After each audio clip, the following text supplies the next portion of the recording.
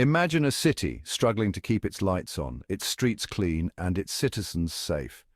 This is the stark reality faced by cities on the verge of bankruptcy. Municipal bankruptcy, a complex and often misunderstood process, occurs when a city can no longer meet its financial obligations. This can include everything from paying its employees and maintaining infrastructure to servicing its debt and providing essential services. Unlike personal or corporate bankruptcy, cities cannot simply cease to exist. They provide vital services to millions of residents and play a crucial role in the economic well-being of their regions. Consequently, municipal bankruptcy is governed by Chapter 9 of the U.S. Bankruptcy Code, a unique legal framework designed to help cities restructure their finances and regain their footing. While the decision to file for bankruptcy is never taken lightly, it can be a necessary step for cities drowning in debt and facing insurmountable financial challenges. The road to recovery is long and arduous, but with careful planning, community involvement, and a commitment to fiscal responsibility, cities can emerge from bankruptcy stronger and more resilient than before. Detroit, once a symbol of American industrial might, became a cautionary tale of economic decline and municipal bankruptcy. In 2013, the city, burdened by decades of population loss, shrinking tax revenues and skyrocketing pension costs, made the difficult decision to file for Chapter 9 bankruptcy. It was the largest municipal bankruptcy filing in U.S. history at the time, sending shockwaves across the nation. The city's fall from grace was a slow and painful process. The decline of the auto industry, coupled with white flight and suburbanization, eroded Detroit's tax base and left it struggling to provide basic services. Years of borrowing to cover budget shortfalls only exacerbated the problem, leading to a mountain of debt the city could no longer sustain. The consequences of Detroit's bankruptcy were immediate and far-reaching. City services, already strained, were cut even further. Thousands of city employees faced layoffs or pension cuts. The city's credit rating plummeted, making it nearly impossible to borrow money for essential projects. Detroit became a symbol of urban decay, its story a stark reminder of the challenges facing cities across America. While Detroit's bankruptcy was rooted in long-term structural decline, Stockton, California's financial woes stemmed from the 2008 housing market crash. The city, located in California's Central Valley, experienced a boom in the early 2000s fueled by risky subprime mortgages. When the housing bubble burst, property values plummeted, leaving Stockton with a wave of foreclosures, declining tax revenues, and a budget in shambles. In 2012, Stockton became the largest city in the U.S. at that time to declare bankruptcy. The city's rapid descent into insolvency highlighted the dangers of over-reliance on a single industry and the devastating impact of the housing crisis on local economies. Stockton's story served as a wake-up call for cities across the nation grappling with the aftermath of the recession. The city's bankruptcy filing sent ripples of fear through local governments nationwide, signaling that even seemingly prosperous cities were not immune to the forces that brought down Detroit. Stockton's experience underscored the interconnectedness of the national economy and the vulnerability of cities to external economic shocks. Chapter 9. Bankruptcy is a complex and often contentious process, pitting cities against their creditors in a legal battle over debt restructuring and financial reorganization. Unlike other chapters of the Bankruptcy Code, Chapter 9 is specifically designed for municipalities, recognizing the unique challenges they face and the essential services they provide. The process begins when a city, unable to meet its financial obligations, files a petition for bankruptcy with a federal court. This triggers an automatic stay, temporarily halting lawsuits from creditors seeking to collect on debts.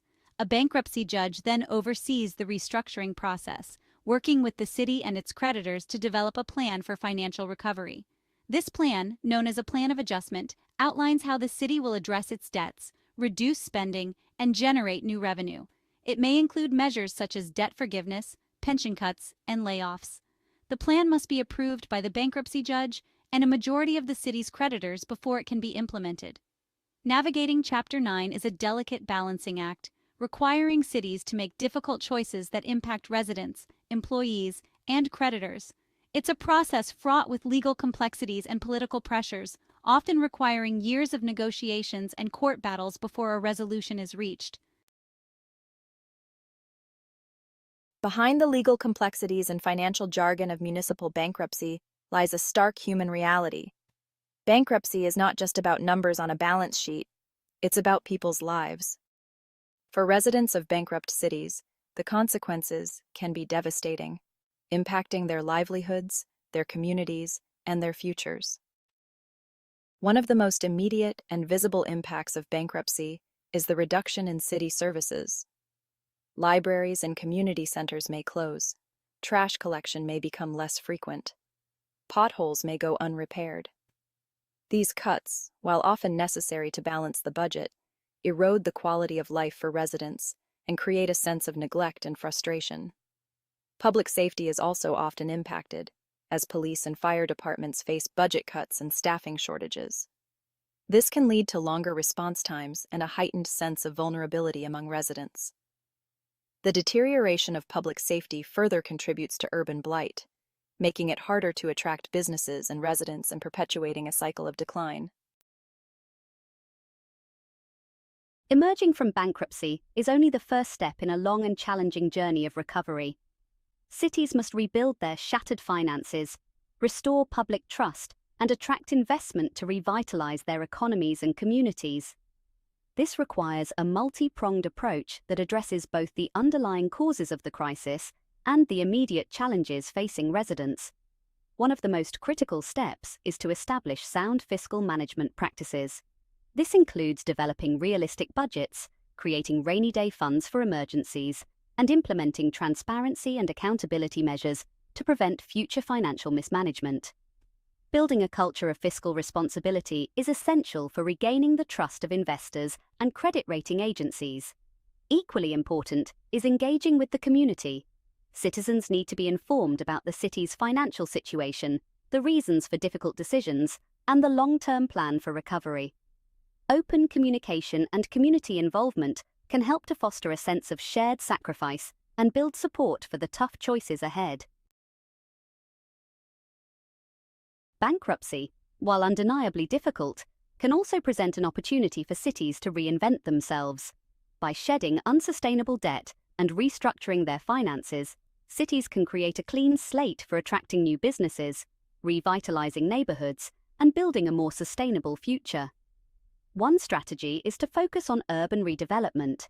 This may involve demolishing blighted properties, investing in infrastructure improvements, and creating incentives for businesses to relocate to distressed areas. By creating a more attractive and livable urban environment, cities can attract residents and businesses, boosting the tax base and stimulating economic growth. Another approach is to invest in education and workforce development. By providing residents with the skills they need to compete in the 21st century economy, cities can break the cycle of poverty and create a more prosperous future. This requires partnerships between local governments, businesses, and educational institutions to develop targeted training programs and create pathways to good-paying jobs.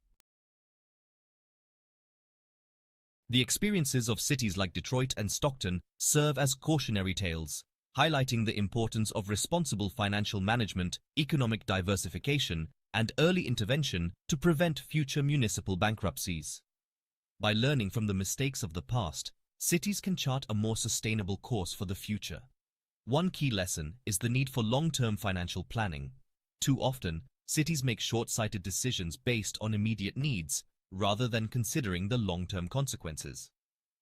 Developing multi-year budgets, conducting regular financial audits, and creating rainy day funds can help cities weather economic downturns and avoid unsustainable debt burdens. Another important lesson is the need to diversify local economies. Cities that are overly reliant on a single industry or sector are particularly vulnerable to economic shocks. By attracting a variety of businesses and industries, cities can create a more resilient economy that is less susceptible to boom and bust cycles.